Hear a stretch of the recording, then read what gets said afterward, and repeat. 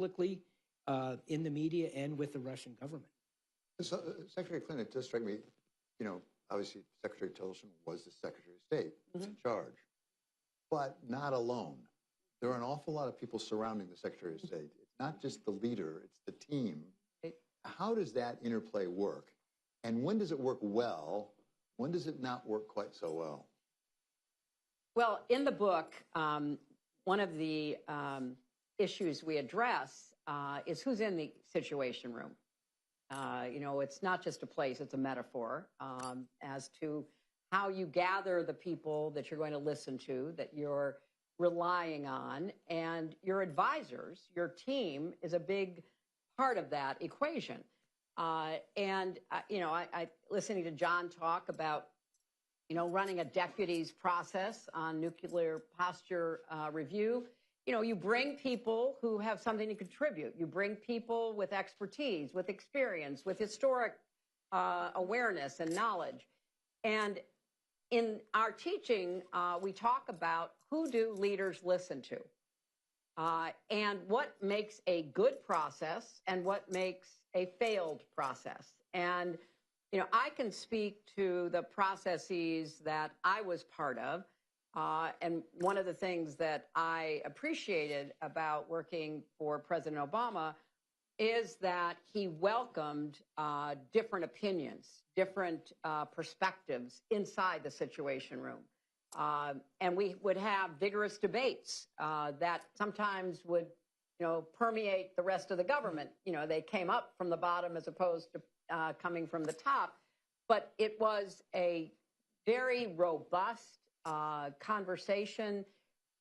And I read something the other day where people said, you know, you can take different routes if you know what your destination is.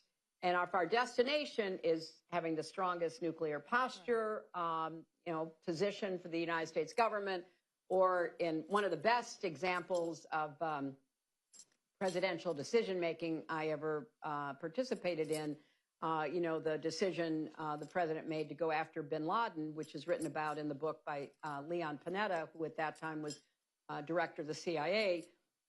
What was good about the processes that the Obama team ran is that we really did have an open mind to listen to what our colleagues were saying.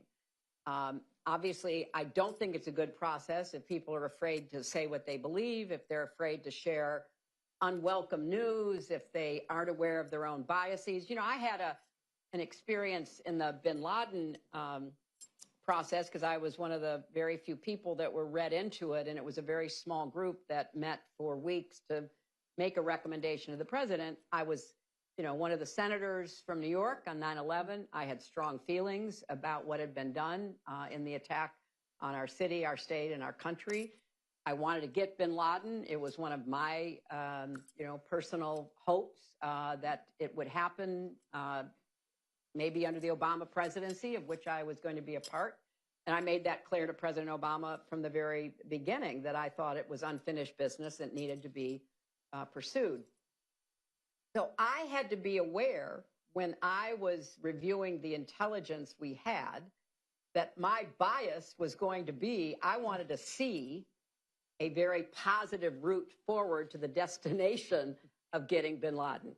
So when the red team on the intelligence came back and said, we think there's a 40 to 60% assessment as to whether this compound in Pakistan is housing him, you know, that's not 90, not even 80.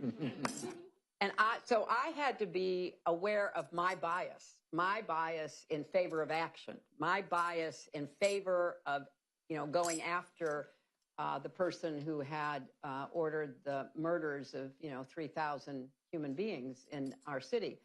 So it was, you know, I wasn't as conscious of that and all of the psychological profile of decision-making that, you know, Karen has studied and that others have provided a lot of research data about. But we had a very vigorous debate in that room because there were people with different experiences. You know, Bob Gates had been the deputy director of the CIA when President Carter sent the helicopters in to try to rescue the hostages in Iran, and it was a disaster. And so he's sitting at that table thinking, I am not going to be part of recommending another action that results in the death of Americans, that results in embarrassment. So he carried that with him. We had the chairman of the Joint Chiefs and the deputy chair.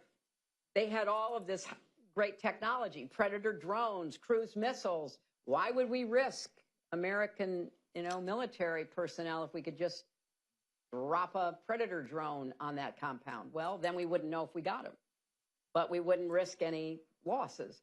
So this was the kind of really open debate that went on for hours that we had to work our way through and then, individually make a recommendation to the president. But it went to the kind of decision-making that I thought at the time was exactly what was called for. And now, having taught the course and actually read the syllabus, I